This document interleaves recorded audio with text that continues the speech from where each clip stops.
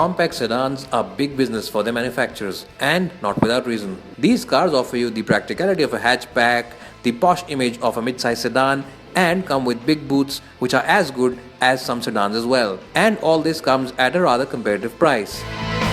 The Hyundai Xcent as well as the Maruti Suzuki Swift Dzire are the top dogs in this segment. So, which one should you put your money on and which one is a better buy? We'll find out on the show today. Well, the seats on the Swift Dzire are easily the best in this segment. You get excellent under-thigh support and you get good cushioning and support for your lower back as well. And the side bolsters over here really do help to keep you in your place when you are pushing this car into that corner. Well, in terms of overall quality, this car is at par with the Xcent, and all the plastics feel like they are made of good materials, and the black and beige combination really does work in its favor as well. In terms of practicality, you get one bottle holder right over here in front of the gear lever. There's also a tray where you can keep your cell phone and wallet, and the door bins are large enough to house those big 1 liter bottles from your home. In addition, there's also a cup holder right over here below the front passenger's AC vent. One area where the Dzire is slightly behind the Xcent is in the overall features list, and even though it comes with automatic climate control, Bluetooth connectivity for your stereo, as well as stereo controls over here on the steering wheel, it simply cannot match the Xcent's long features list. But for sheer comfort as well as those long highway trips, the front seats on the Swift Dzire are the best. Now let's check out if the back seat is as impressive or does it fall behind its other rivals.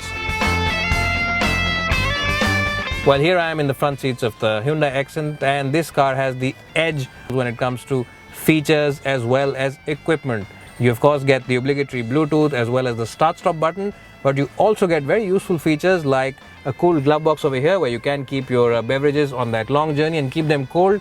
You also get 1 GB of hard drive space on the music system, so you don't have to carry those pen drives with you. Well, you also get a reverse view camera over here, which really does give this car the edge over the rivals in terms of equipment. Well, the seats on the Xcent are pretty decent in terms of overall cushioning and support. Well, yes, but the Swift Dzire does have the edge over this car. The lower support for the back over here isn't as generous as the one on the Dzire. Well, another area where the Xcent has the edge is in the fact that this cabin feels like a very posh and upmarket place, and it has that essential feel-good factor that most Hyundai cars offer in their cabins. Well, in terms of practicality, you get two cup holders right over here next to the handbrake.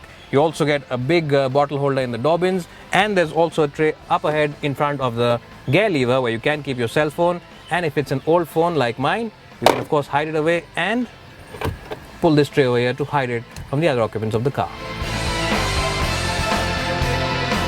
Well, the back seat on the Swift Dzire are pretty good in isolation. The cushioning is very good and the backrest angle is decent as well, and the overall materials on the seats are good too. But when you compare it with its rivals, this car really does fall short in terms of legroom as well as overall comfort. As you can see, kneeroom is just about adequate, and if I have to show it to you by putting a 1 liter bottle from my home over here, this bottle barely managed to fit in between my knee and the front seat. Well, the other downside on the Swift is the fact that there is no cup holder or bottle holder over here, and unlike the Xcent, there is no AC vents for the backseat passengers. So overall, the Dzire really does perform poorly in the backseat department.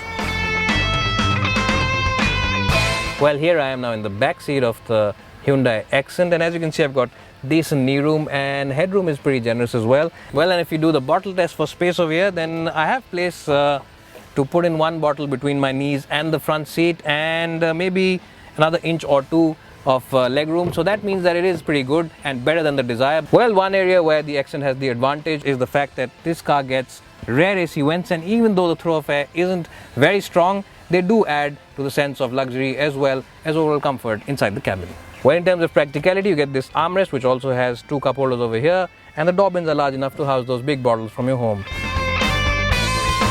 Well, the most important thing that most people look at when buying an entry-level sedan is the boot capacity, and in isolation the Dzire's boot is pretty decent. It offers you a boot space of 315 liters, which is pretty okay.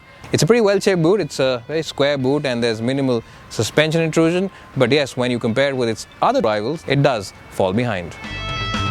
In terms of outright boot capacity, you simply cannot beat the Hyundai Xcent, which offers you a boot capacity of well over 407 liters, which clearly is a whole lot bigger than the Swift Dzire.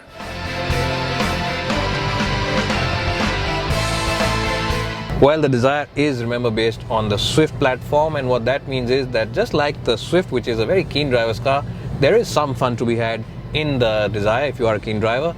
And the steering is very responsive, it is very communicative, the gearbox is really slick, and that along with the light clutch and the peppy engine makes this a very good car if you are an enthusiastic driver. Well, this 1.2 litre petrol engine is supreme on refinement, and it really loves to be revved hard as well. Well, this engine delivers solid power in the mid-range as well as towards the top of its rev band. But yes, initially it is slightly lazy to throttle inputs in the initial part of its rev band, but that's quite okay, it's not a big issue.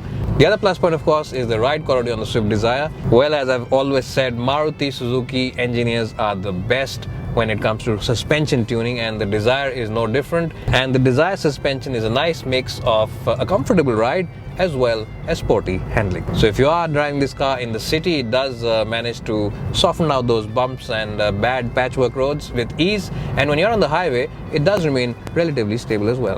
So if you are someone who enjoys revving up his engine and enjoys thrashing the engine, then the Swift Dzire will really impress you in this petrol version of the car.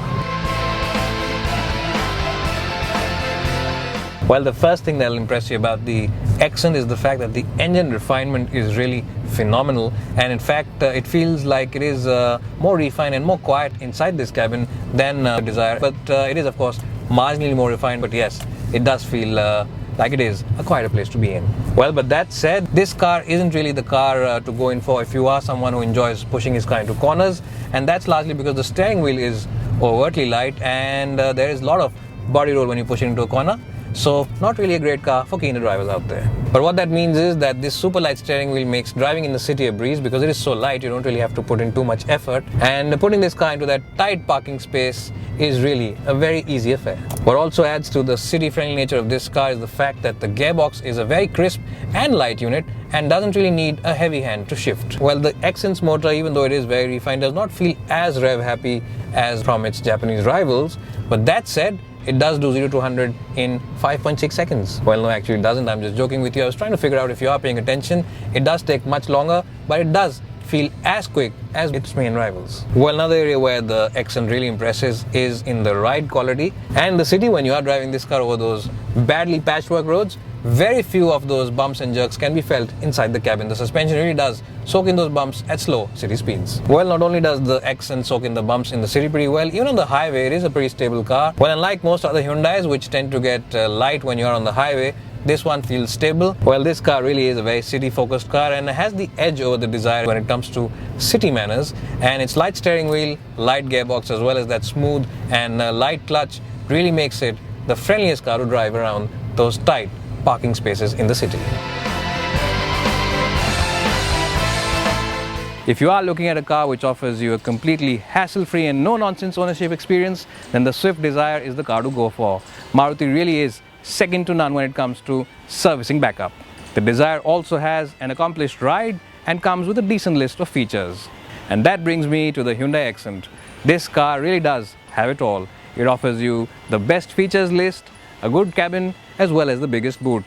And not to mention the fuel-efficient as well as peppy petrol engine. That, along with the Hyundai brand name, which is only second to Maruti in terms of after-sales, makes this the best package when it comes to an entry-level compact sedan in the petrol version. It's bye for now and hope to see you soon.